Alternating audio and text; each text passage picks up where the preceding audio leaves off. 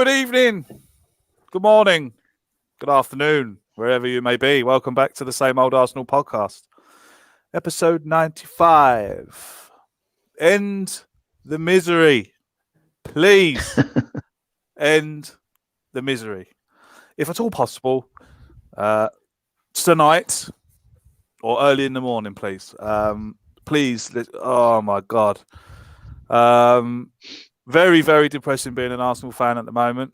I just don't know. I'm not too sure really what to say. It's not good. We're not good to watch. It's hard to watch. I didn't really want to watch yesterday, but of course you do, because it's what you do. But you kind of knew what was going to happen before the game started, and yeah, it happened. Everything that I thought was going to happen happened. Dan, how are you, mate? Yeah, I'm not too bad, mate. Obviously, yesterday was a bit disappointing, but if I'm honest with you, the only positive thing was we're doing a predictions league and I won it because I went for 2-2. How depressing is that? I went for 2-2. And everyone said, oh, it's so pessimistic, Dan. We're going to win 3-1. We're going to win 4-2. No, we're not. It was 2-2. Yeah, it was frustrating, wasn't it? I mean, I didn't even celebrate the last goal, and I feel quite bad for not doing that, but I actually think he'd be gone by now if that goal didn't go in. I really do, because I don't think they got a choice. And now they got that last minute gasp of like, it's all right, we didn't lose. Is nonsense for me. So the board have now got to act, and everyone said the same thing as me, and I agree with what Lee said and a few of the other Arsenal Fan TV lads. It's all on the board now, isn't it? It's all on the board now. I can't slate these players anymore. I can't slate Unai Emery anymore. I've certainly not been one to slate the fans. So for me, it's all on the board, and they have to act now. I don't care who we get in. I'm fed up of talking about names of people, if I'm honest. I just want to see a Unai Emery out now, and that's the main thing for me, really. I'm not as negative as normal, because I do actually think we're getting to that stage now where we are going to see change, because we must be, and if they're going to wait till West Ham, like we believe, or after Brighton, Norwich, or whatever it be, then for me it'd be gone, because there's no way we're gonna pick up points over those 3 games. Brighton at home, we could have beat them last year when we were playing the same way, or maybe even a bit better. Norwich beat Man City, Norwich beat Everton. Can't see us taking 3 points there. And then obviously West Ham away, we lost there 1-0 last season to a Declan Rice goal when they were playing pretty poor, and so were we. So I don't think we're going to pick up any more than a point in those 3 games, and that will be the nail in the coffin surely then. But why wait? Why wait till then? Just do it now. We all know what's going to happen. We can all see what was going to happen yesterday, and it happened. And the board must be doing the same as us. The board must be looking at this situation now and thinking, yeah, when are we going to pull the trigger? Because we've given this guy so many times. What an absolute amazing opportunity this lad's had, Unai Emery. How many other teams or clubs would give the manager this much time? Arsenal were the only team in the Premier League that would do that. You saw Watford. Watford did it, 5-6 weeks ago now? They pulled the trigger. We've seen Tottenham do it now. And I thought that would have this weekend given the Unai Emery 3 points or you're sacked. But it doesn't look like that's even going to be enough now. So for me, it is depressing. But I do see it coming to an end over the next couple of weeks. But we shall see. Lee, how are you, sir? Yeah, I'm not too bad, Craig. Not too bad. Thank you very much. What worries me now, and this is what's getting to me now, I can't see when we're going to get our next win.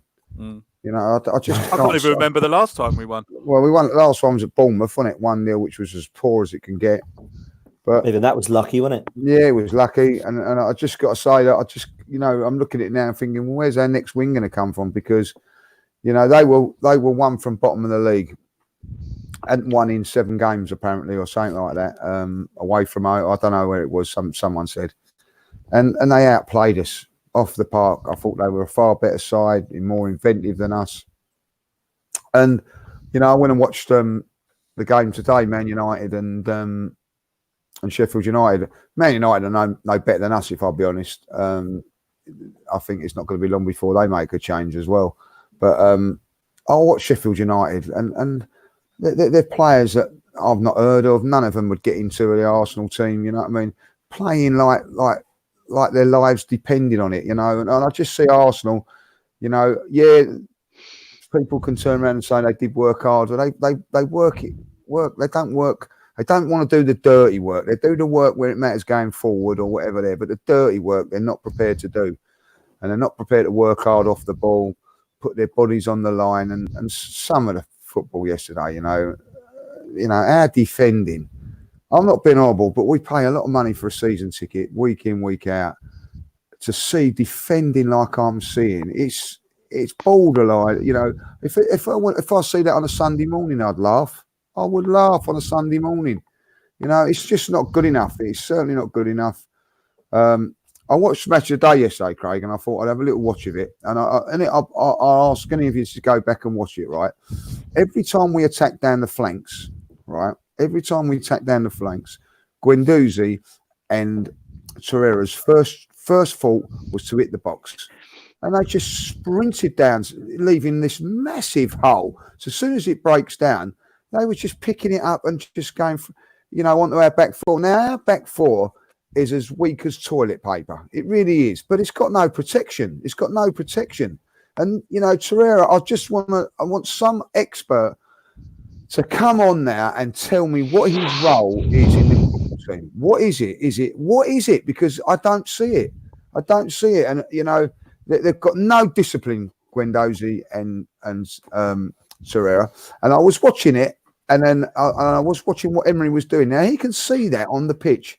It's a 40-yard gap from our halfway line to where we've got any players. 40 yards for them to play in. Professional footballers can exploit. And he stood there and did nothing about it. Not a thing. And for me now, that, if the ball don't react and do something in the next couple of days, well, I'm done, boys. I don't want to. I'm not enjoying it. It took a real effort for me to go yesterday, like a real effort, and when I get there, I'm watching it, and I'm like, Dan, I didn't celebrate the second, like the goal going in at the end. And I can tell you this now, Craig, there was people around me when Southampton were going through at 2-1. They're going, go on, finish it. Really? I'm telling you, I've not seen it this bad, a footballing team, since the early 80s. It's absolutely woeful. Do you mean what you said yesterday on Arsenal Fan TV? You're not going to Norwich? If it's listen, I say things in haste, a lot and all that, but at this moment in time, I've got no intentions of going. I've got no intentions of going if he's still there. What for? Do you know what I mean? I'm going to spend a load of money going up there. Absolutely. To watch 90 minutes. I might as well stay at home, play football with my mates, and watch it on telly. That's how I feel at the moment. But that is what this club is doing to me at the moment. I'm losing enthusiasm week in, week out, because I'm watching what I'm seeing, and I'm looking at it and thinking they must see what we're seeing, and they're doing nothing about it. And if they're not prepared to do nothing about it, everybody might as well just give up, boys. And might as well give up. Absolutely. Just before I come to Graham, hello to everyone in the chat and everyone watching us live. Nearly 400 of you in here already. Hello to you all. Sorry that I've done the podcast a day earlier. Reason being, it's my boy's birthday tomorrow, so I want to spend the day with him. If you fancy a bet, you can hit up our partners. Links in the description. Fans Bet. If you like a bet at the weekend, go and make an account with them. Use Same Old Arsenal as your beneficiary, and if you want to donate to us, you can via the super chat, which Jonga has already done. Thank you very much, sir, for your kind donation. Thank you very much, and let's crack on. Graham, how are you, sir? Not good, mate. Not good. I agree with everything Dan and Lee have said. It's not much fun watching us at the moment, is it? And I think I hate to see us like this. We're being managed by a manager who's effectively dead man walking. The players look badly coached, confused, disinterested, and are playing with no real confidence. We're a big club. We're like a big club in name only, aren't we? And we're a big club accepting mediocrity. And I have to say that the thing I love about Arsenal, and I think Dan's the same. Dan goes with his dad. I've been taking my son Cameron to Arsenal now for 10 years, and it's lovely sort of like to take your son to football. And we've had some great times watching Arsenal. No matter what the result, we've always enjoyed the football. But even he's not enjoying the football at the moment. And it's the first time he said to me yesterday. And he said to me during the game, the players are not playing for the manager. He said it to me during the game. And he said to me, Dad, are we going to keep going while they're playing like this? You know, I love Arsenal. I love Arsenal to bits. I've followed the club for 47 years. That broke my heart when I hear my son saying that. But that's what they're doing to us at the moment. And I think that, you know, do they really worry, mate, how we're being perceived by the football world? Do they really worry? Do they give a toss? Because quite frankly, whatever you think of Tottenham Hotspur, that their board were not willing to accept mediocrity any longer and pulled the trigger last week. And as much as I've been a big supporter of Emery over a good part of last year, it's looked broken all season, mate. It really has. And I agree with everything that we've been saying on this pod the last few weeks when I haven't been on. I'm just not enjoying the football. If we went to the games and we were playing good football, I would, and we lost the games, you know, I'd be happier. Now, we wanted Wenger. The problem with Wenger was we always played great football. We just wanted him to look at the opposition a bit more. And we've gone totally full circle from a manager who used to not care about the opposition and just play to our strengths. So a manager now is totally obsessed by the opposition. He sets us up worried about their strengths, and we don't play to our strengths. And I think it's, you know, I think the Emery experiment has failed. And I hate to say it. I just think that the players just don't seem to have any belief in what he's doing. When we got to the stadium on Saturday, you know, I got the programme out. I was reading the notes. Southampton play a back five, right?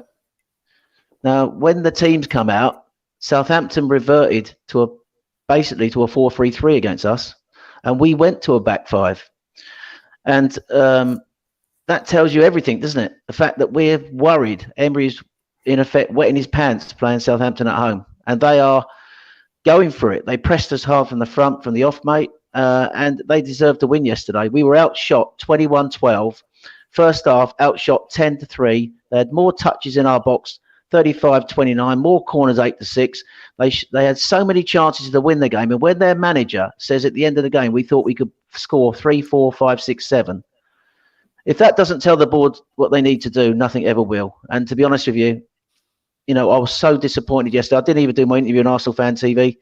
I just needed to get a drink, get away with my son to get something to eat. I was just, I would have gone on there and made a complete fool of myself because you know, it's like, you know, if you drink 7 or 8 beers, or in Lee's case, 5 or 6 half pints, you get a hangover, don't you? But this time on a Sunday, you're feeling slightly better.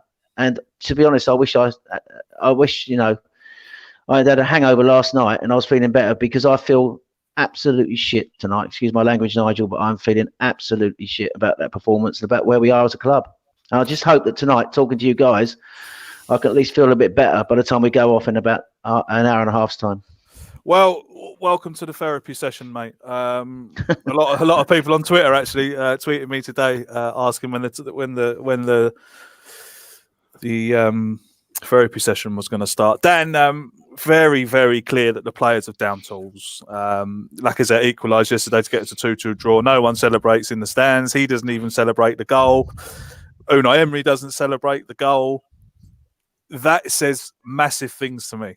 Unai Emery, especially Unai Emery, not celebrating the goal, because we've seen him so animated on the top sidelines before when we've scored important goals. Even the subs bench didn't do anything, and it's not right. You know, we've seen over the months, you know, substitutes jumping up when we equalise, or, you know, I mean, if that had been, I don't know, if that had been Chelsea or Spurs or Man United, I'm sure there'd have been a bit more of a reaction. But what's your take on that, mate? I personally think that it's over for him, and I feel last week I said I felt sorry for him. I feel even more sorry for him this week because he should have been sacked yesterday night. He should have been sacked. This board are now using Emery as their scapegoat and their finger pointer. Raul's come out and said, "Oh, I think he can do it. We're going to back him." Raul and then we see different reports that Raul wants to keep him there because he's his man and he thinks he can turn it round. So Raul's ego is now causing us more pain and perhaps more bad results down the line. In your opinion, Dan, I don't know. Should he have been sacked last night? I think so. I think he should have been sacked straight after the game. Yeah, he should have, mate. And this is why I'm not blaming Unai Emery. I'm blaming the board now. I think body language is a massive thing in football. Yeah, confidence is a massive thing as well. But body language says it all. And to me, yesterday, just looking at the game, there's players out there that he's totally lost them, Craig. He's totally lost the dressing room. He's obviously lost the fans yesterday. The Emery out chants were starting yesterday, which is never nice to see. And I knew it was coming. But there was one moment for me yesterday where there was a throw on that was taken. I don't know if you saw it, Lee or Graham, but it was down by me where I sit towards a corner flag of the North Bank. And Lacazette was down the line and he's trying to get Tierney, who was throwing it at the time, down the line to him. And Emery's saying, no, go in the middle. And he's pointing towards Guendouzi. And Lacazette's going mental. And he's going, no, don't listen to him. Come down the line. And I looked at my dad and I go, can you see that? And he goes, yeah. He goes, it's done, innit? It's done. That is when you know he has totally lost the players.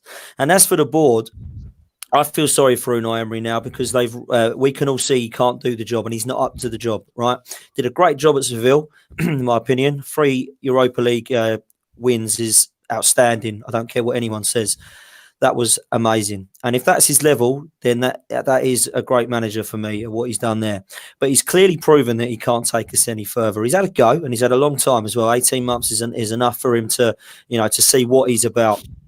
The board must see that now, that he is not good enough and they have to get rid of him. And if they're not, then they're taking the piss out of him and they're taking the piss out of the fans. That's my honest opinion. Right. So if Raul wants to come and say that he's the big man and I've done this and I've done that about the transfers and all this sort of stuff that everyone was supposed to be getting excited about. Yeah. Then if he wants to say that and ignore what's happening on the pitch, then we are in serious trouble, boys, because if he believes that the results have been OK, then he is not right for Arsenal Football Club. And you know what people say to me about the results? Oh, you must be disappointed with the results. I say, yeah, I'm quite disappointed. What disappoints me the most, though, is the performance of these players, because this is not an Arsenal team.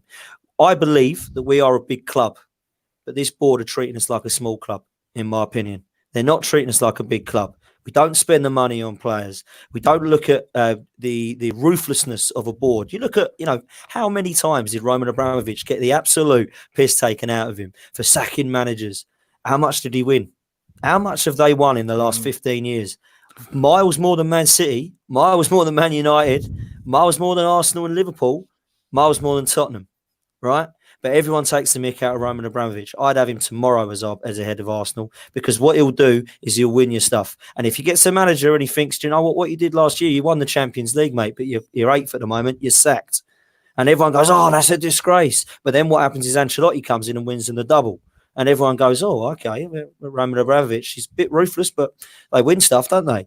And we haven't got a board like that. We've got a weak board. And if they believe that they want to give this guy to West Ham, which is in three more games' time, we could be 20-odd points off of top 4 by then. And then whatever manager comes in, whether it's Allegri, whether it's Freddie, whether it's Vieira, whoever you want to throw the name at me, they're not going to get us in the top 4, 20 points behind Leicester and Chelsea. So what an absolute disaster of a job to come into. And this is the problem now. We are going to get a manager who's going to come in with an unbelievable football club to take over, and he's going to have absolutely no chance of getting us into the top 4. And the best chance they'll have is winning the Europa League with us. So my hope now is that we get rid of Emery. To answer your question about, should he been sacked last night? Yes, he should have. It looks like he's not going to, but there's quite a lot of rumours if you look on about players, managers that we're looking at, and questions being asked about whether he should be sacked or what have you. But for me, he's totally lost the players, and I believe a manager would be able to get hold of, or the right manager would be able to get hold of that team of players, which I don't think is horrendous, by the way. And I've said that all the way through, that I think we've got a good squad, and get us into our target. And that's the aim for me now, is to see who's available to do that. Lee, rumours of a board meeting today, rumours that Arteta is being lined up. Rumours about this, that, and the other. Surely, Lee, something's going on behind the background. This is all this Raul stuff coming out and saying that I'm going to give him to West Ham. I'm going to give him that. Surely it's a smokescreen for what's going on. Surely the board can't be this inept to let this continue. No, exactly right. And I think that, you know, I never sung Emery out yesterday because I don't think that he deserves that. The reason he don't deserve that because he's been left hung out to dry. It's obvious that the team he's not good enough for the job. But as I said to a couple of people yesterday, like if someone come up to me and said that you can manage Arsenal, and I know that I'm out of my depth, I'm going to still do it. You know what I mean? Because that's how it is. You know, so they're the ones that are leaving him out there, and that board there are sitting there yesterday with all those fans singing Emery out, and they're not doing nothing about it. They should be. They're disgraceful, despicable people, as far as I'm concerned. They really are. You know what I mean? They're robbing the Arsenal fan blind. They're robbing them of their hard-earned money for the sake of lining their own pockets. You know, and to me now, you know, there's a song that's going to be sung out in the next games about, you know, like when Stan Kroenke sells his shares, we're having a party. That one.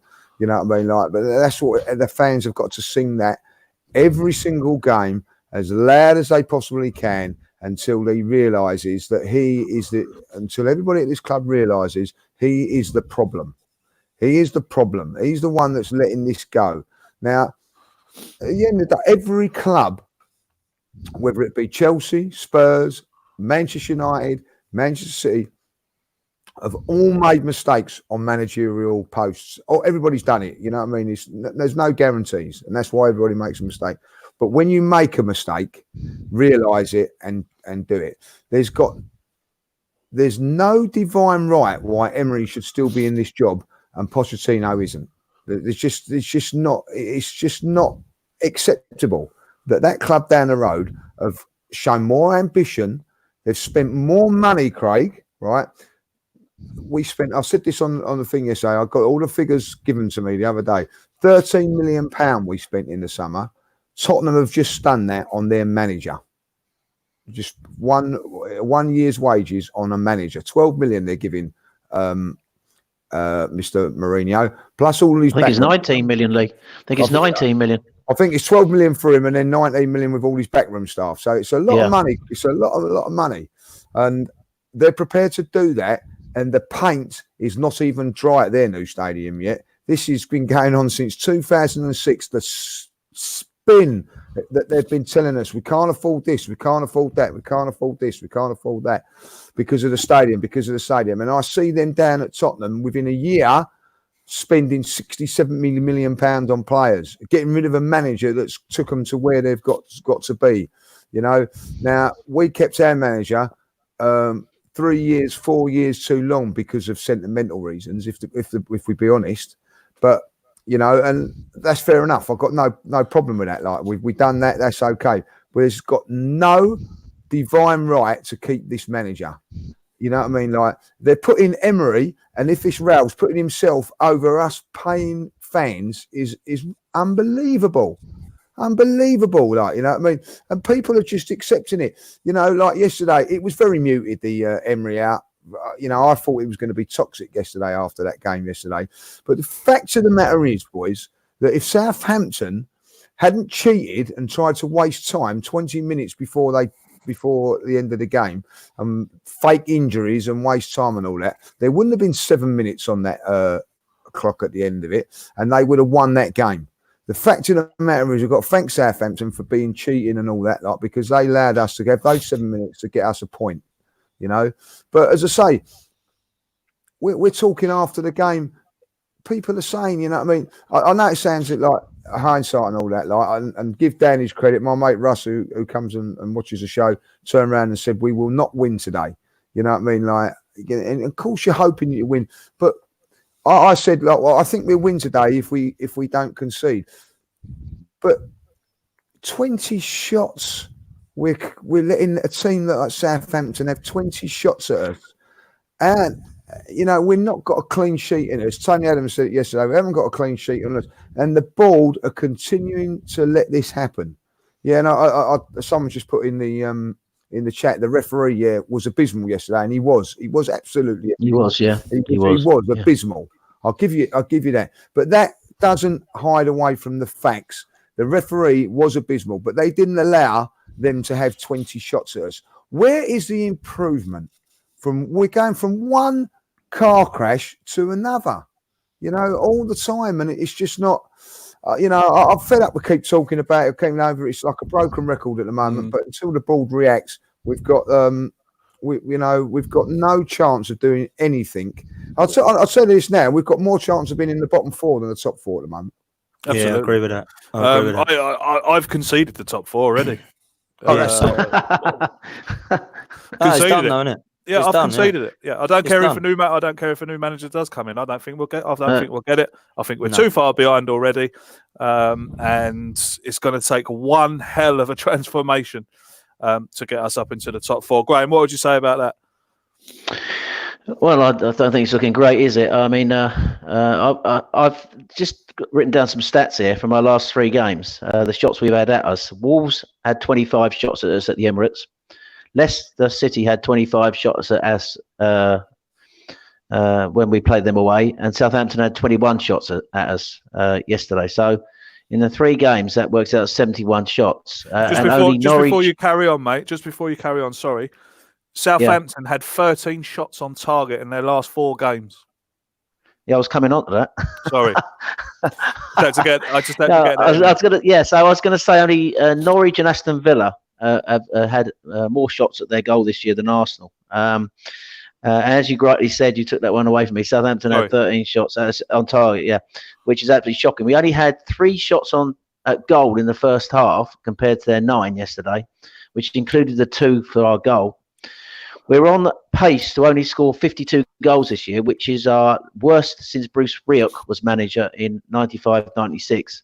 We're on pace to concede 56 this year, which is the worst since Terry Neal was manager in that famous 83-84 season. So that's the stats for you. And I haven't got it to hand, but there was a thing I saw on Twitter today with the about shots at us.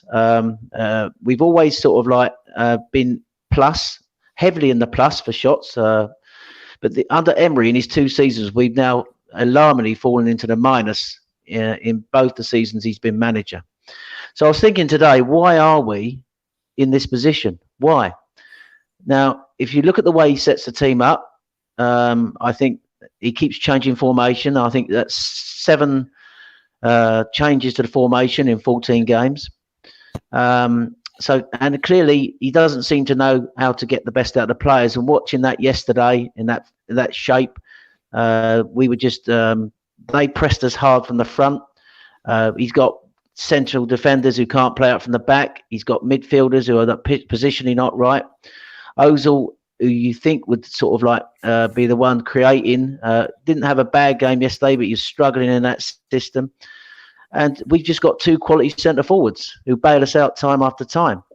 But I have to say, I think the problems we've now got at the club in this team go far deeper than the way Emery sets us up. And I don't know if people will agree with me in the chat, but I think we made massive mistakes in our recruitment. And what I say is that I think this team lacks a big, imposing central defender, someone with a bit of pace, but someone who's physically dominant. And we lack a physical central midfield player who can shield the defence. I know people say we got Torreira, but I watched that performance of Ndidi last week, and I think he's everything that our midfield lacks in that area. So, and I have to ask myself, and again, I don't know if the boys feel the same, but we're criticising the coach for his tactics, and he does seem out of his depth. He basically doesn't seem to get the best out of the players. But who is it who actually bought these players? Who actually decided? Who sanctioned these moves? I mean, it's clearly that he's coaching the quality out of a lot of our quality players, but it's not easy coaching average central defenders. That's what I will say. And when they scored their first goal yesterday, I saw that picture, the way we switched off. It was quite alarming. We had 6 players in a line, 4 facing the wrong way. Louise looking at the goalkeeper, Socrates looking sideways. When Bertrand rolled that ball forward to Danny Inks, the first thing you learn, even Lee would have known this, he played football at a good level, you always play to the whistle. You don't switch off. And those central defenders should have been organising their defence, right? So we have not got centre-halves who can defend. I mean, Lee calls Socrates and Louise Laurel and Hardy, didn't he? And I think, even my son yesterday was saying to me, heavily criticised Socrates, and for him to heavily criticise a player who's so unlike him. And I think, the Pepe signing, and again, we wondered why he weren't playing yesterday, is looking like a signing wasted. Because I know we needed a wide player. We talked about we needed a wide player. But the club, not Emery, probably decided to sanction the sale of wide players we had. And we replaced them with Pepe. But we didn't really address the real needs of the team. Everyone knows Arsenal were bad, weak in the centre-half position. Everyone knows Arsenal are unstructured in front of the defence. So, I mean, the question needs to be asked now, and I put this question out to people in the chat. Would you be prepared to offload one of our two big guns up front if it meant would you say, for example, swap Aubameyang for Van Dijk? If we still had Lacazette up front? Well, it's an absolute no-brainer. But I would. I'd swap Aubameyang for Van Dijk. But what I want to say is, Dan, is just before you come in, mate, is will a change of manager? Let's just say, for example, we brought Freddie in, right? And we line up at Norwich with Rob Holding, Chambers, Tierney, and Bellerin. Completely drop Socrates and David Luiz. I had a little argument with a mate today on WhatsApp. He said you can't coach 30-year-olds. So I said, well, if that's the case, then you get in Rob Holding, and you get in Rob Holding, and you get in Callum Chambers, and you coach them two then, and get rid of Socrates and David Luiz. I mean, Rob Holding and I know Callum Chambers is playing, but Rob Holding and Callum Chambers must be thinking, what have they got to do to get into that centre half pairing? Because obviously, Luiz and Socrates are absolute muck. We all know that. And Mustafi. Yeah, Mustafi must be sitting there as well, thinking, "What have I got to do?" I mean, yeah, I know we've all had our go at Mustafi, but at the end of the day, I don't think he's made as many mistakes as these two have had. No, I agree. Yeah. A couple of clowns. Yeah. Whoever sanctioned, went to the under-20s game with Kevin on Tuesday for England, and Stephen Morrow was there. Sacked him, by the way, a couple of weeks ago. Youth team to do with the youth team. Now I don't really know what goes on in the youth team, but I look at their youth team products that have come through. They don't look too bad. Willock, Nelson, Smith Rowe all seem to have come through doing okay. But they've sacked him, and who's ever bought David Luiz and Socrates? Are they still at the club? Because it's a sackable offence. It's an absolute sackable offence to bring in those two players. And the recruitment has been poor. Torreira has been a poor signing now, because I don't know. I just don't know what he does. So I have to say I don't know what he does there. We sold Iwobi and got Pepe. And it's like having a Iwobi back, but played twice as much money for him. I'll tell you what, if Iwobi was doing the things that Pepe was doing, he'd be getting hammered. The fan base would be going absolutely mad on him. Absolutely mad on him. He had a good chance yesterday, banged it into the ground and hit the bar, you know what I mean? But if that was Iwobi, there would be all hell breaking loose. And by the way, we never spent a penny on Iwobi, another one that come through the ranks. We got rid of Iwobi, collect the money for that, get Pepe, and we don't improve our defence whatsoever. Everybody turned around and said, and we've all said it, and I'm going to blow my own trumpet here, because I said everybody's going, I'll wait till we get Bellerin back, wait till we get Tierney back, wait till we get Holding back, all things will change. No, it ain't, because they're not good enough. I watched Bellerin yesterday. He is nowhere near fit enough at this moment to be in a Premier League game. Lee, don't you think he's struggling? He's struggling to come back from this ACL injury, of course he is. Of course he is. It's going to take him a long, long while. And he didn't look sharp yesterday. He didn't look sharp. No. You know what I mean? What happens is, when you come back from a long-term injury, your first 2 or 3 games, you get through on adrenaline and the freshness of coming back, and then it kicks in, and it's hard work. It's going to take him a while to come back, And that decision yesterday, I turned around and said, we've got to make a change. Who will it be? And I turned around and said, well, I think really I'd go for Socrates. I'd go for take him off, because I don't like him. But I've got a fella next to me. I've got a fella next to me, Kev, who's pretty good. He knows his stuff. He said I'd have took Bellerin off because he looked like he weren't right at it, and put Chambers out wide into that role, into a 4-4-2. And you know, I look back on it. I think he was right. He should have done that. So, but the mistakes been. But also, you have to say with Chambers, right? I think Chambers has been our best defender for most of the season. He has one bad 45 minutes and a mistake for the goal, right? And he's dropped and he's left. So he's sitting in the dressing room. I've come off at half time, and he is seeing those two clowns continue to play week in, week out. And then someone turns around and says, I think he's lost the dressing room. With decisions like that, you're going to lose the dressing room. You know, I've had one bad 45 minutes. That clown Louise, right, has played every single game bar Newcastle, and he has not had more than 2 decent games. You know, and you're losing the dressing room. And it's unbelievable, like, you know what I mean, from that there. I have to say, I thought Tierney, after a poor start yesterday, done well. Yeah, he did. I thought so too. But you know, you look at it there today, Tierney and Lacazette could walk off that pitch with their heads held high. The rest of them, you know, they should be ashamed of their performance. They're not working hard enough. They're not, you know, they're not disciplined enough. You know, Guendouzi, by the way, his last 3 performances have been as worse as I've seen after... You know, but after having a really good time, having a really good sort of time, he's now dropped down. Is he down tools? I don't know if you see it. The arguments, Tierney arguing with Emery, Lacazette had a right tear up with the assistant manager as well, the number 2 there yesterday. There's all bickering going on. It's right down below in front of the board. You know, and people go, oh, I think he's losing the dressing room. You know, well, I'm afraid he's lost it. And well, I mean, even James Benge, the reporter, said that when he was at the Emirates yesterday, that Raul and Edu were heading towards the dressing room. They come back out of the dressing room with bad faces on them. The pair of them. I just want to bring this. Yeah, sorry. Just want to bring this donation question in from Gunnar Russ. Good evening to you, mate, and thank you very much for your kind donation. Evening, Russ. Get a $5 out of him. You've done well, Craig. I did. I got a $5. Yeah. Well, I think I'll take it. That's Johnny Schultz $5. When YouTube take their cut, I'll get about 35p. Until the mess of an owner and board is removed by any manager. Any manager is banging his head against the wall. Kroenke out. Raul is a fraud. Vinay Nugazidis. Hard to disagree, Graham. Hard to disagree. No. The point I was just going to make is the two bits that really define Emery's reign for me is the way he's handled the Xhaka and Ozil thing.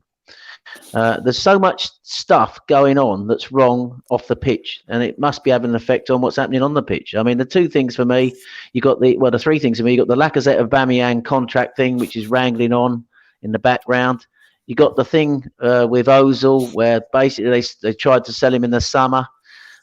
He wasn't keen to play him, even when we weren't creating. He's been forced to bring him back into the team, having said that he didn't fit the way he wanted to play. And then the Xhaka thing. I mean, the Xhaka thing.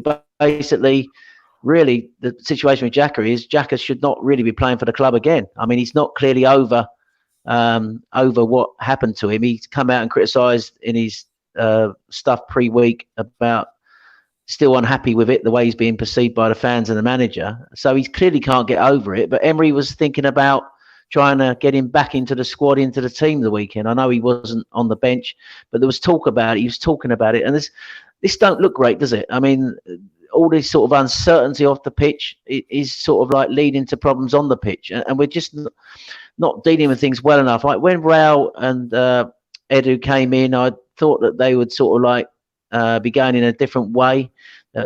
Sort of like problems we had with Wenger and Gazidis towards the end. They started well enough, all this talk, but this is the real litmus test for them now. This is the real, have they got the balls now to do the right thing? I think Real, as Dan said, is struggling with it because Emery's his man. But the other thing you have to remember is, what is there that's out there? who is there out there who can replace him? And we looked at some of the betting today. I see it on the app. Pochettino's the favourite. And then there's not a lot of quality out there, I don't think. I mean, you could argue Arteta, but he's inexperienced. Lundberg has never managed. Allegri's on a sabbatical. Mourinho now, did Spurs pinch him, fearing Arsenal might pinch him? That's the sort of talk that I heard this week. But who is there out there now? Generally, there's talk about even Ancelotti's come into the sort of thoughts of some people. Well, you've moved me on there beautifully, Graham, because look at this. Ironically, we haven't won since Xhaka left, or since Xhaka's been out of the team. In Emery, he's outlasted one Tottenham manager. Hello, I disappeared there. I'm just saying we had an identity under Wenger for 22 years, and I just think now we're looking like we're just like every other club, struggling to sort of get an identity with this manager. The fans haven't got any. He's struggling to impose his identity on the club. He's never really done it. And I just think all these things I've talked about, all these off the pitch issues around Ozil and Xhaka will come back to define his reign. That's led to all the uncertainty on the pitch and the Lacazette Aubameyang thing as well. They are clearly not going to, if we don't get Champions League this year, they're not going to stay with the club. So the decision for the board is, do they leave Emery in charge and run the risk of losing both these players? That's the decision they're going to have to make. Now, I just want to bring this one in. Afternoon, lads, Norwich fan. Went to Everton yesterday. Looking forward to next Sunday. Well, you should be. We're not. Great result for him, by the way. Absolutely, what a great result. I don't think anyone would have given Norwich a prayer up Everton, but I think Pookie time. He's coming back. He's coming back. I bet he's looking forward to placing our defenders, isn't he? Oh my God! Imagine Pookie up against Socrates and Luiz. Oh God! I don't think I could watch that. I watched the West Ham game yesterday, and we was talking about how toothless they were. You watch them. You watch when we go there in a couple of weeks. There'd be world class playing up against their lot. You know you watch, yeah. Yeah, it's guaranteed. You know what I mean? All of a sudden they had 40 shots. All of a sudden, you know what I mean? But it's still, but it'd be all right. I'm going to bring this one in. I'm going to come to Dan off this. Thanks for your question, Payush. I hope I've said that right. We are blaming Emery and the board for everything, but how much blame should go to the players? It's easy to fire a manager, but difficult to pick a new one to take the club forward. Thoughts? Bloody good question. Very good question. Yes, I do believe that the players have to take blame as well, Dan. They should know who they're playing for. You know, we've got all this, remember the name, play for the badge and we'll remember the name in the back and we're class and forward Arsenal and all this business. I do think the players have got to take some responsibility for the results at the moment. What would you say, mate? Yeah, it's a difficult one, isn't it? We've gone through quite a few topics here, and I think most of it points down to the manager and the board. So I'm not going to sit there and slate the players too much, because when a player like Lucas Torreira gets man of the match for Uruguay 3 days ago and then is asked to come and play in a different position, that to me is down to the manager, not the player. So I think it's kind of catch-22, isn't it? When it comes to, for me, the reason I blame the manager so much is because I don't actually feel like it matters who plays on this pitch. It could be Messi and Ronaldo quality, or it could be the Granit Xhakas and the Mesut Ozils of this world. I still feel the style will be the same under this manager. I don't quite understand what he's doing. I'm very confused by the tactics and the team selections. And for me, what he's doing is creating a perfect storm. And the reason I say that is because I don't feel what he's doing in midfield is balancing the team for our strikers. So our strikers are losing confidence. They are not getting the service.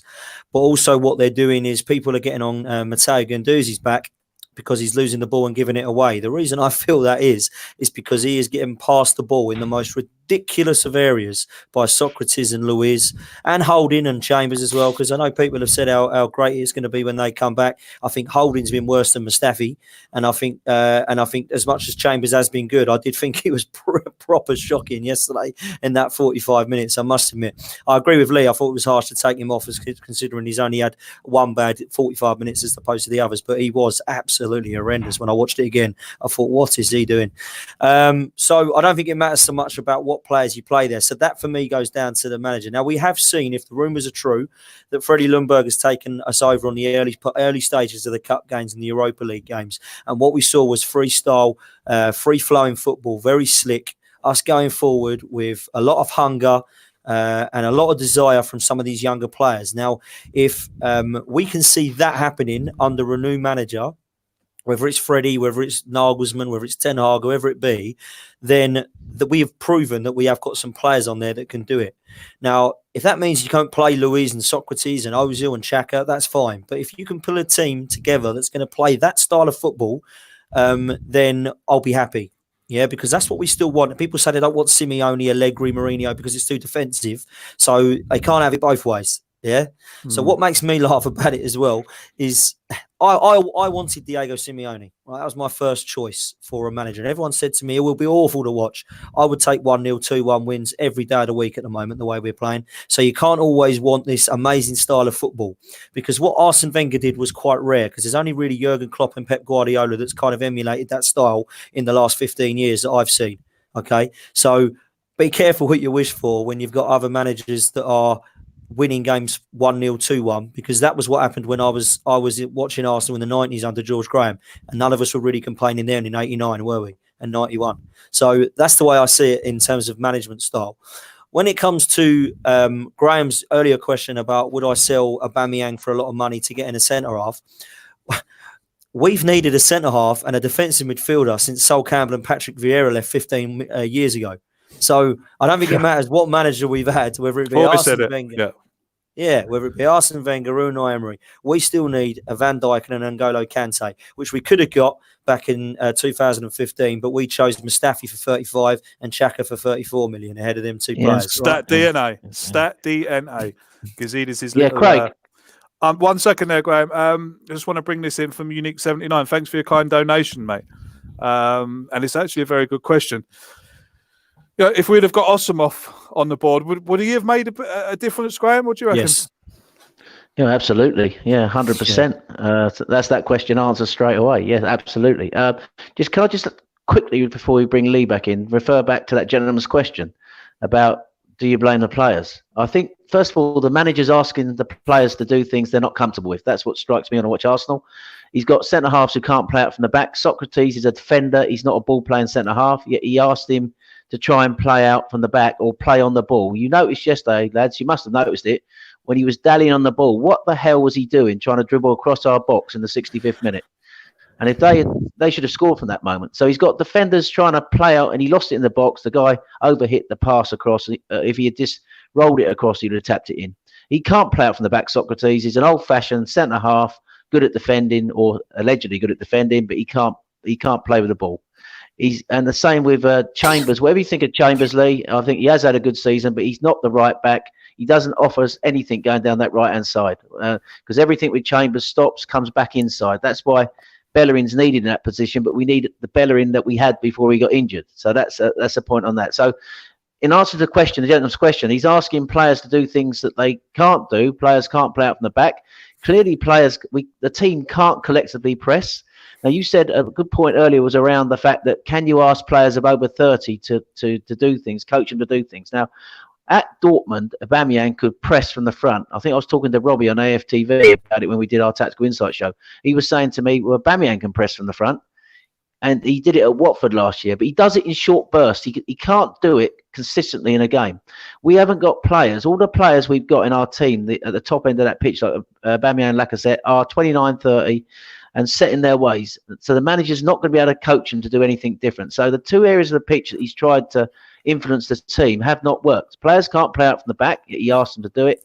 Players can't press from the front. The other thing I will say, and I know Lee's touched on this in the past, and I 100% agree with him, those players need that pitch putting in absolutely everything. Blood, sweat and tears for the badge. I just don't think they are. I don't see them really bothered enough and really chasing hard enough. When they lose the ball, they all want the ball. They're great on the ball, but do they really have the desire to get the ball back?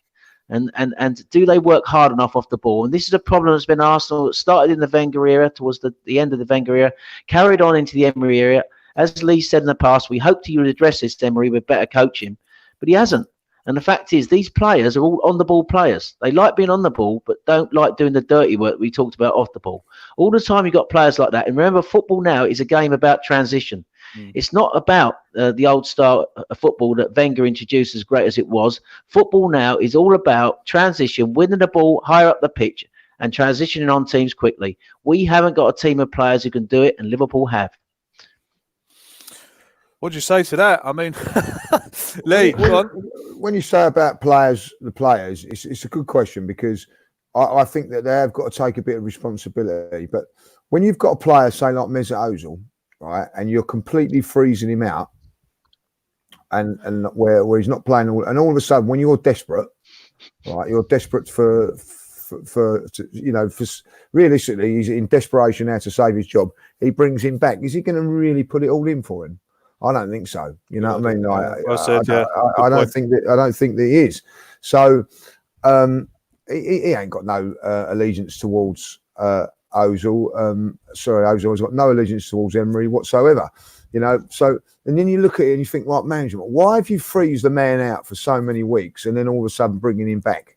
You know, so I look at that. I look at the Xhaka one. I have to look at it from a player's point of view.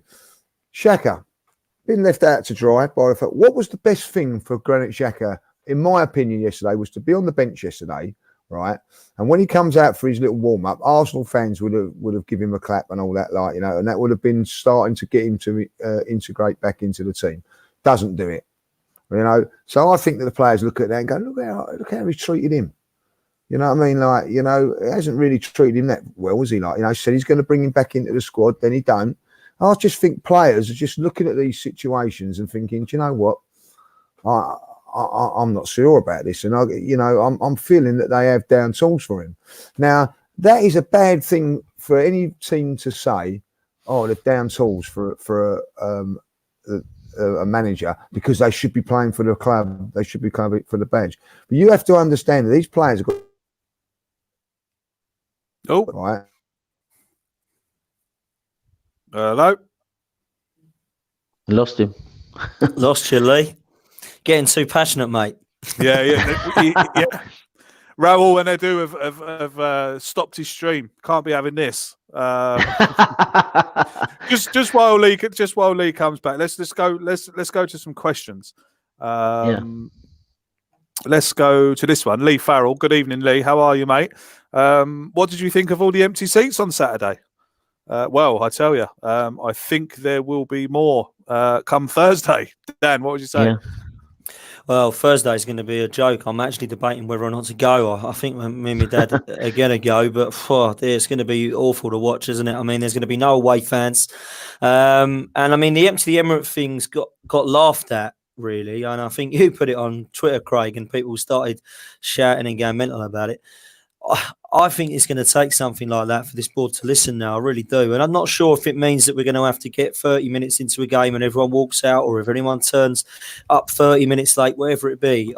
I think that is going to be the only way that we make a difference. And people can say that's me being a bad fan or whatever. If that was something that happened as a joint thing, I'd be doing it, because that's how badly I want change now. And I think that, you know, it answers the question nicely in terms of what did you make of the empty seats? People are starting to get very annoyed, and that's what will happen if the next stage is, what do we do as a group of fans? If the we care, you do you thing doesn't work, which I think won't, in my opinion. If the next stage is let's empty the Emirates, I'll be doing it with them. If that means that 30,000 people are moving out, I'll do it. When I said about empty the Emirates, people are saying to me, you know, oh, you're encouraging people not to go. No, that's not what I meant. And I never wouldn't stop anyone going to watch the club they support, but we've got to stop being so soft as a fan base. Awful. We're so soft. Oh, we can't do that because we don't want to upset anyone. It's got to stop. We've got to That's start. What I mean, people say to me, oh, Craig, it's easy for you to say you don't go. All right, I don't go. But I tell you what, I'm still as passionate as anyone that doesn't go, that goes every week. Do you know? And I said this, ask my missus and ask my friends whether I'm passionate about the Arsenal or not. They'll tell you. All right? Just because I don't go doesn't mean I don't have any passion. Right? We have got to, as a fan base, have got to stop being soft. And if empty the Emirates, look at Liverpool when they did it. They all went to the game, but they all walked out in the 60th minute. The next week, something was done. And this is what I'm saying. They This is what actually walked out. when people say to Sorry, guys. They actually walked out on the prices of what the tickets were going to be, what being sold at, which is a class thing to do, you know.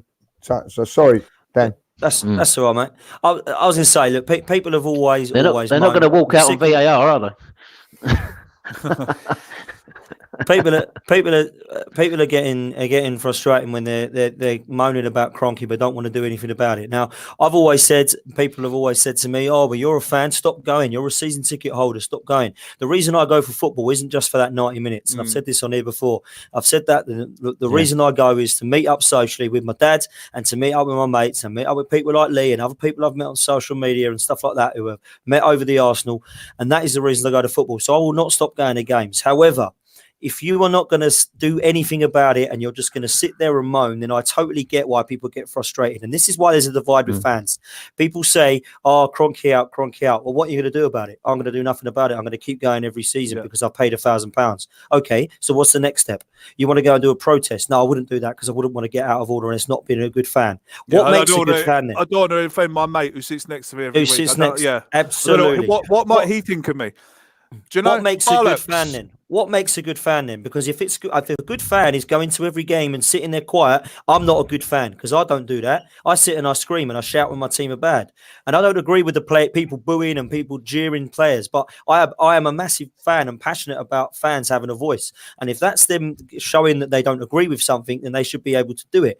And it's exactly the same when it comes to the board. And if they're not happy with the board, and it's like if you go to a restaurant and you have a shit meal, you're going to complain about it. And at the moment, we're those restaurant customers. We're sitting down on that pitch in those seats watching on that pitch those players and the manager not putting the performance that we deserve or we feel we deserve, and we're complaining about it. So why are people having a go at that?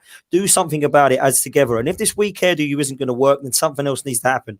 My problem with it is at the Emirates, you're still going to get the tourists there with their cameras 30 minutes before the game. You're still going to get people in the club level eating prawn and avocado sandwiches 30 minutes before the game. We're too big a club to do something about it, in my opinion, as fans, and that's the problem with it. So that's my only downside with it. I would love to see thousands of fans get together. I would love to see that, and I'll be the first one there to say, "Come on then, boys, we're going to shoot off 60 minutes into the game." I'm not too sure, but I think I've seen it on Twitter today that someone is trying to organise a Spanish protest. You know, like when they wave the white hankies. Oh yeah. When they've had enough. I think we saw it. Was it Madrid? When they'd had enough. Yeah, everyone was saying to it. Barcelona do it. Listen, I'd be well up for that. Listen, this is the problem that you've got, is that not everybody's on board for it. So, like, people go, right, let's have a protest, and only like that people are scared. Only 30 or 40 will turn up, and then they'll be embarrassed by doing it. Like, you know what I mean? That's the problem. If they said to me, right, because I care about Arsenal in the long term, not just the short term, in the long term. If they said to me, right, so you're going to go on a protest and that, I would do that. Protest around the thing, walk straight round to the director's box and protest. We want him out or whatever. Blah blah blah. I'd do. If they said to me, "Don't go into your seat to 10 minutes into the game," I'd do that. I'd do whatever it takes for this board to take action. Now, but it's got to be a whole thing. Now, what I get and what I believe is that at this moment in time, there's too many people, too many like groups out there that have all got their little egos, and they're not. Oh, we don't want to do this or we don't want to do that. They're not all looking to do the right thing for the football club. Everybody's got to come on board and say what they're going to do, and then go for it. It's exactly what Liverpool did. I think it was £69 or £70 that they was prepared to charge for tickets, which is we pay a lot more than that for grade A games, by the way, right? And they all walked out of that ground, and look where Liverpool are now. You know, and so Arsenal have got to look to do something like that, like, you know.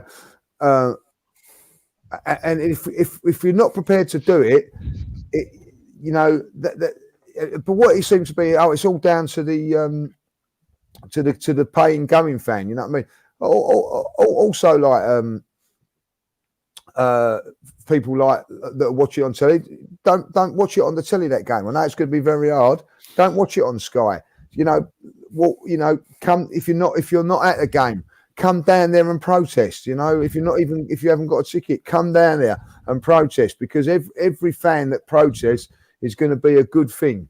So Do you know what? Lee? I saw, my mate was telling me about a documentary you saw on BBC iPlayer last year or the year before, right? And it was about a team in Israel, football team in Israel, and they were top of the league. They were flying. They were like 12 points clear, right?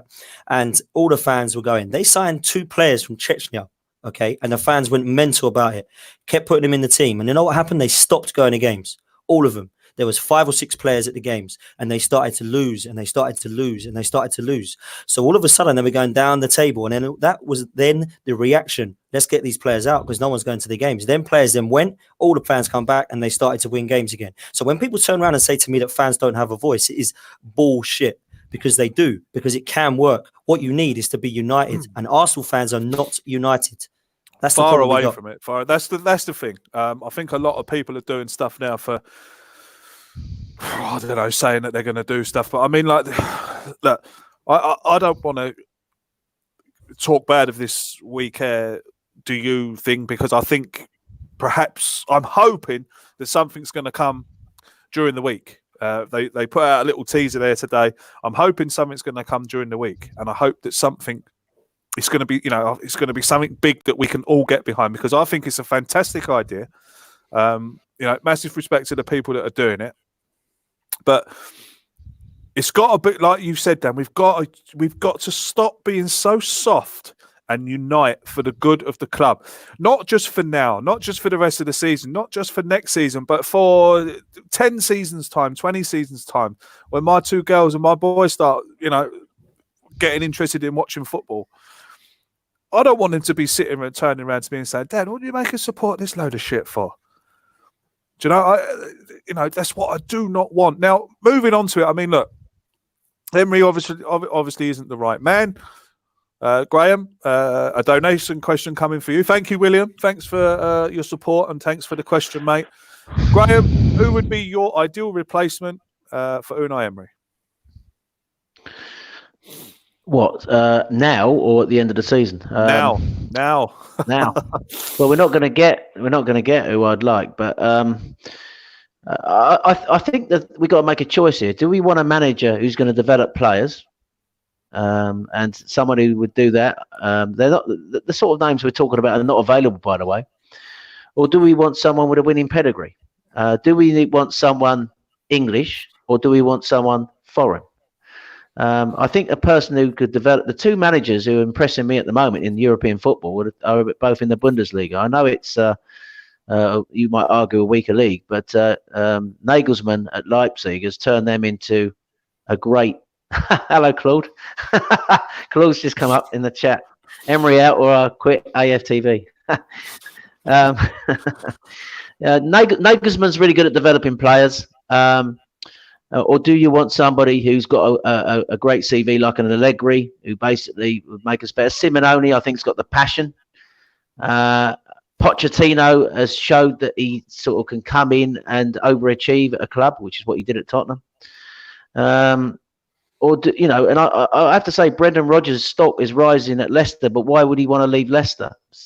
And then if you look at the managers we've been linked with in the betting odds, it's obviously Allegri's in there, Arteta's in there.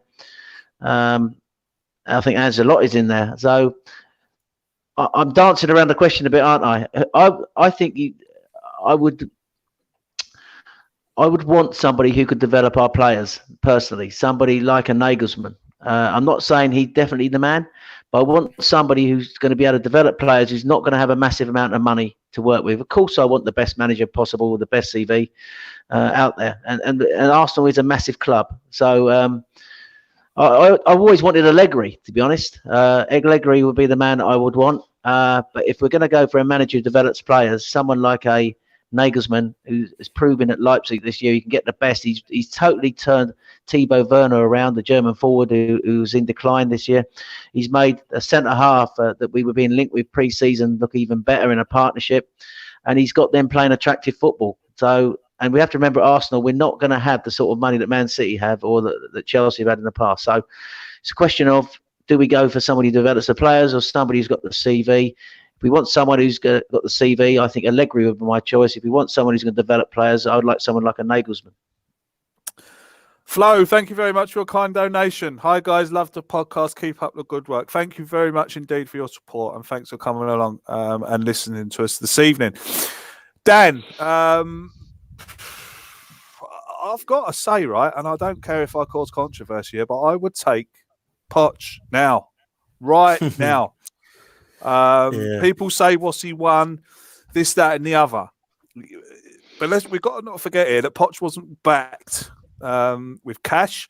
He's got Spurs to the. He's got Spurs to the Champions League final. Champions League. I mean, he must have been sitting there thinking, "Oh, I'm going to get right back next season now, and we're really going to kick on." Hasn't been backed, and finds himself sacked. Now, would you take him? Would you take He's 6-4 with the bookmakers. He was 66-1.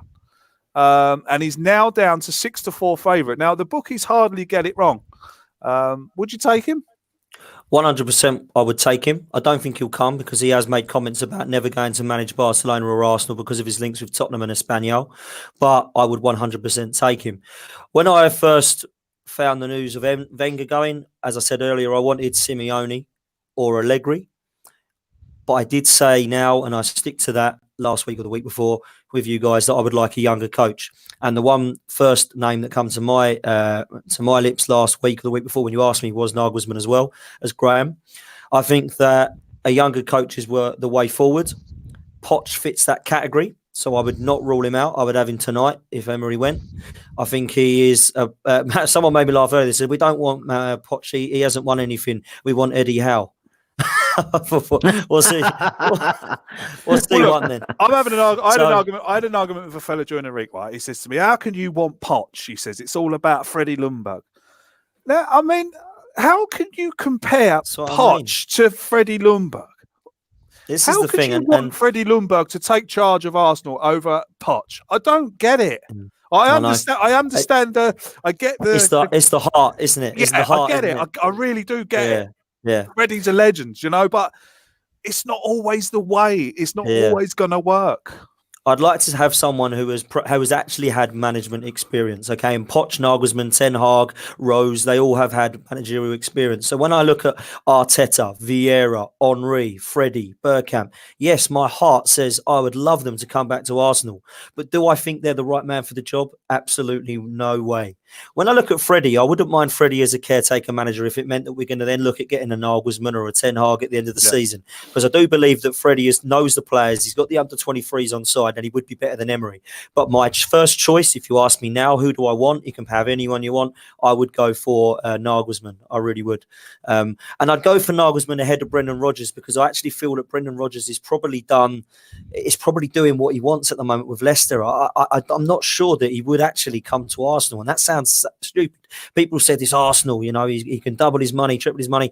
I actually think he looks happy there. He looks like he thinks he can take Leicester further than where he could take Arsenal. So I think that Brendan Rodgers is not going to come Arsenal, but Julian Nagelsmann 100% could have a great shout. And I really like what he's doing at Leipzig. People are talking about him being the next Jurgen Klopp because of his style. I totally agree with what Graham said about Upamecano having a partnership.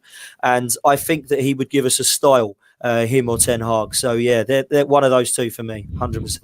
Lee, just before I come to you, I just want to bring this one in.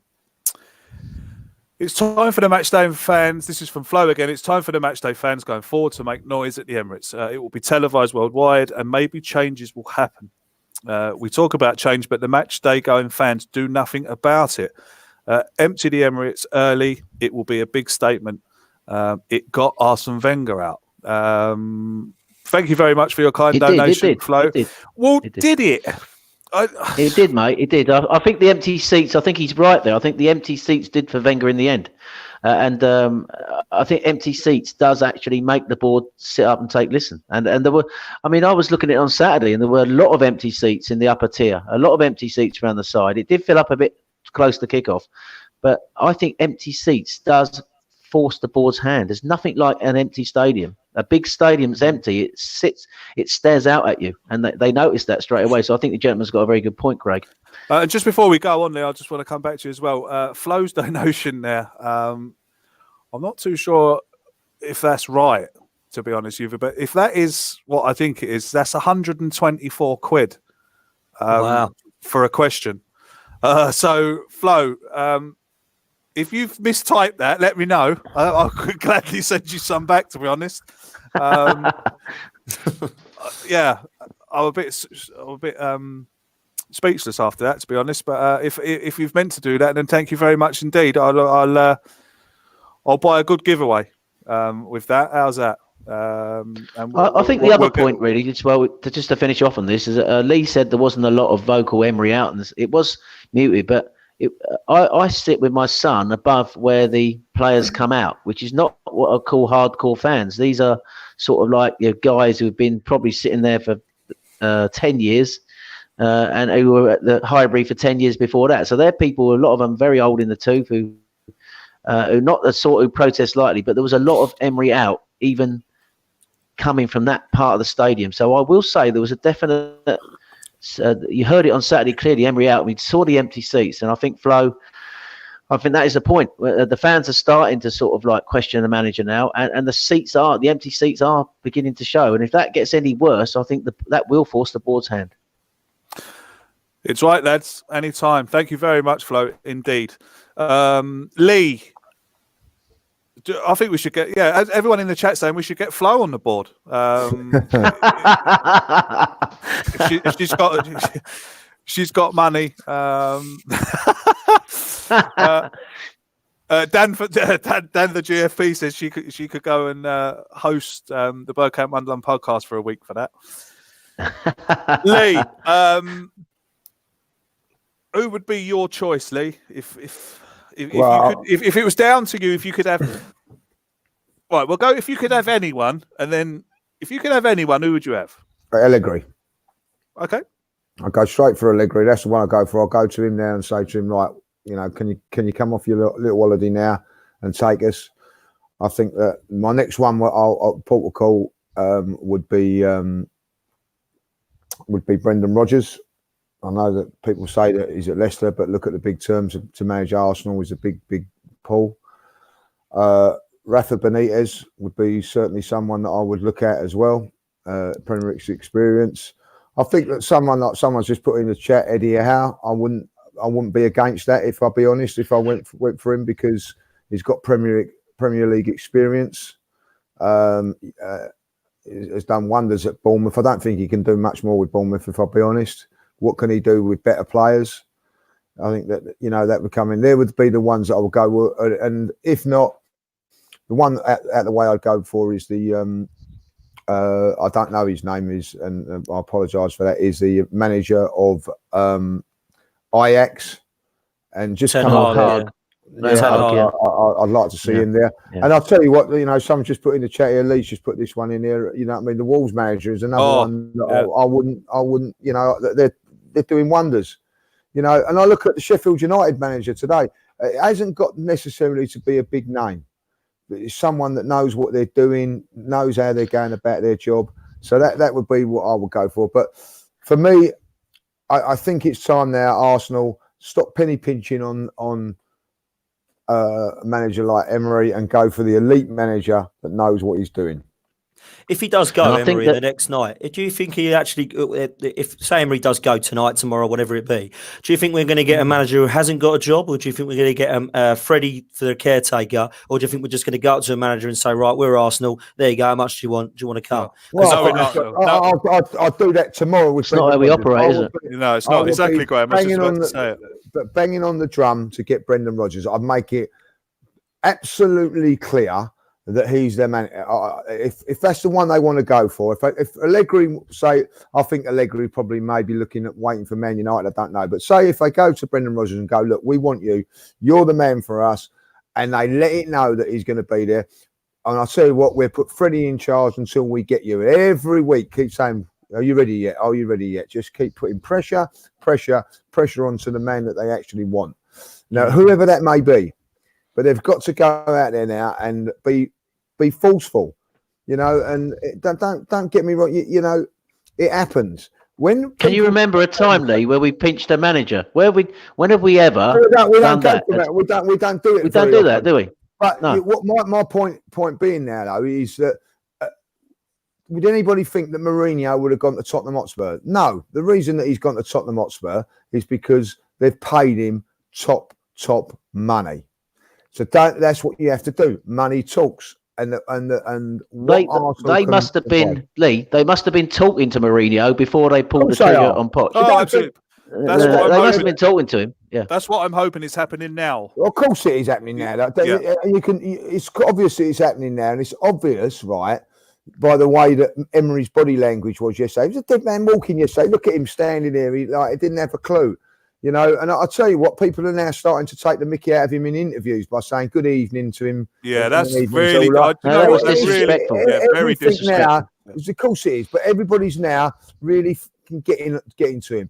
But the fact of the matter is, he will not quit because, you know, I mean, he's got a big payout coming, however much it's going to be. You know what I mean? So he'll wait until they sack him, and they might have even told him that you're going. You know what I mean? But for me, if they are telling him that he's going and they've not got the person they can't, it's better off when it's beneficial to get in someone like Freddie or Steve Bold to take the reins for 2 or 3 games until we get that person in, instead of waiting till we get the person and keeping Emery in charge, because it's just not working now. They've got to be ruthless. Another donation question. 1 second, Graham. Sorry, mate. Another donation question coming in from Jonga. Are we afraid to say Sean Dyche? I think he's done really well with Burnley. No, I'll take him. He's better than Emery. Well, we're playing like Burnley at the moment. But look, the thing is, I know Claude's in the chat, and I think Claude actually called it before anybody.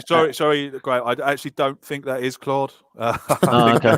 No, I think that might be someone having a bit of a laugh. But okay, but if Claude's not in the chat, I will say that Claude did make the point at the end of the season when it all went tits up at the end of the season last year with the way we fell away, didn't get the Champions League place, and then we absolutely capitulated in the final.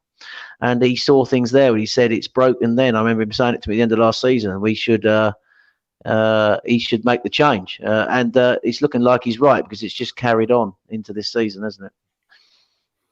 Yeah, sorry about that, Claude. Right, let's see if we've got a few questions here for the last 5 minutes. I'm just going to scroll back through here now and see if there is any we can have a look at.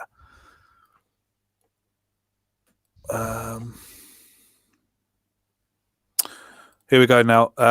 Ten Hag likely to be installed as new manager of Bayern Munich in the summer, but by his own admission, he prefers a move more back to Germany to manage in the Bundesliga. That's James, and James is that's James Rowe. James is a very, very good. He does. James does all the interviews. He's a good Twitter account to follow. James does a lot of. He does the World Football Index. Yeah, that's right. World Football Index. So if you're into your World Football, go and follow James. Like Graham says, absolute top guy. Let's have a look here now. What's this one here? Terry says lots have turned us down because of the same issue after Wenger. Even Arteta wanted changes before he would agree. That's a bloody good point. It's a good time to go in as manager of Arsenal now, isn't it? Like, you know, it is, because it can't get no worse. Yeah, so I think, you know, it's like Mourinho. It's a good time to go into Spurs for him. Fitted him well. It's a very, very good time for anybody now with this. Any of the, you know, that's got any sort about them. Like, this is a good time to go into Arsenal. They're on our knees. We're desperate. We'll take whoever it is now, and yeah, so it's a good time to go in now. Yeah, look, lads and lasses, we're going to have to stop there. I could, you know, I'm sure we could keep going all night long, and I know you'd all watch us all night long as well, but unfortunately, time constraints. Record number of viewers. You've smashed the record for live views. Over 900 of you at peak, which is quite amazing, to be honest. A donation record of $159. Anyone wants to try and break that record? You're more than welcome. we eat like kings for the next 3 months, Lee. Well, lovely. On that. Big Macs all round there, then. Big Macs all round. So again, and Flo, chips. Yeah, chips, yeah. Might get a milkshake. Thank you, Flo, again, for that massive donation. 862 of you. If you could Is Harry in the chat tonight? He isn't. Harry's a very very busy man. I haven't seen him all day actually. There's 862 of you still here. If you could all press the like button before you go away, I'd really appreciate it. As I explained, the more likes a video's got, the higher it gets ranked in Arsenal videos. So obviously, the higher it gets ranked, the more people will see us. So yeah, if you wouldn't mind hitting the like buttons. Thank you to you all who donated this evening. I know I've been getting a bit of a bad rep for donation questions. Because I missed a few of them last week. I think I have been trying to keep my eye on them better. I hope I did a better job this week. Thank you very much indeed for you for staying along with us. Graham, thank you very much. Thank you. Yeah, Nigel doing the chat. Another superb job. Thank you very much, Nigel.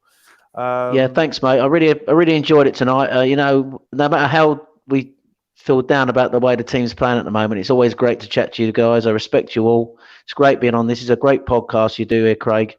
And it's great to be part of it. Privileged to be part of it. And thanks for inviting me on tonight, mate. No problem, mate. It's you three that make it, to be honest. So, Dan, thank you very much indeed.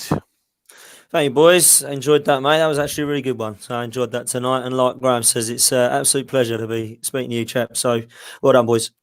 I just want to bring this in there now. Where is it gone?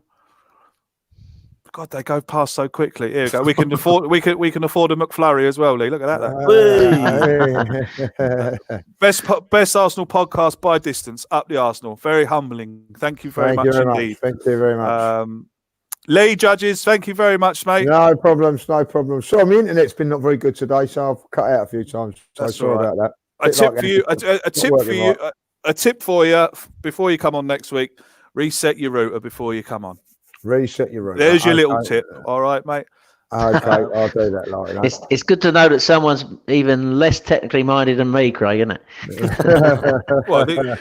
Where's the lovely Michelle tonight, anyway? She's getting a sack after this happening today. Then she's not doing the route. She's shouting at me now. We must get her on one night. Right. Thank you very much, everyone. As Graham says, try and keep the faith a little bit, I suppose. We support the Arsenal. So we can't not.